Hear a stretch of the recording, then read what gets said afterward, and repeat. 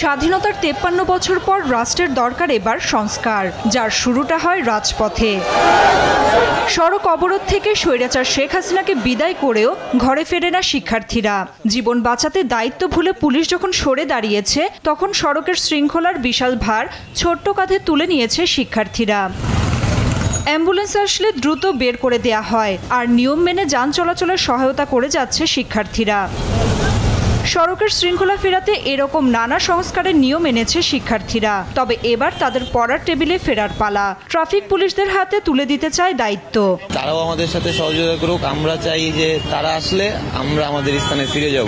রাস্তায় যানবাহনের যে যানজটটা অনেকটা কমে গেছে। আপাতত পুলিশ থাকলে যেটা হতো সেটা থেকে অনেকাংশে কমে গেছে। আমরা চাই প্রশাসনের পুলিশ নামুক। এখনো পর্যন্ত আলহামদুলিল্লাহ যতটুকু পুলিশ নামছে, যতটুকু আমাদের জন্য এটা হেল্পফুল হইতেছে, আমরা কিছুটা স্বস্তি পেয়েছি। আশা করি পুলিশ ভাইরা আমাদের সাথে আমাদের কাজটা বুঝে নিয়ে তারা নিয়মিত সেটা কন্টিনিউ করবে। টানা কয়েকদিনের কর্মবিরতি প্রত্যাহার করে সড়কে শৃঙ্খলা ফেরাতে শিক্ষার্থীদের সাথে যোগ দিয়েছে ট্রাফিক পুলিশ।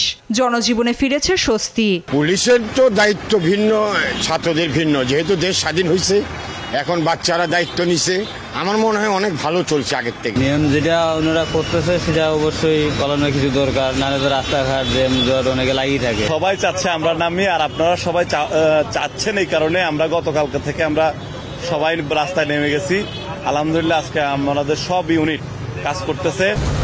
রোদ বৃষ্টি মাথায় করে কাজ করে যাওয়া এসব শিক্ষার্থীদের একটাই প্রত্যাশা, সড়ক হবে নিরাপদ, ঝরবে না কোনো তাজা প্রাণ।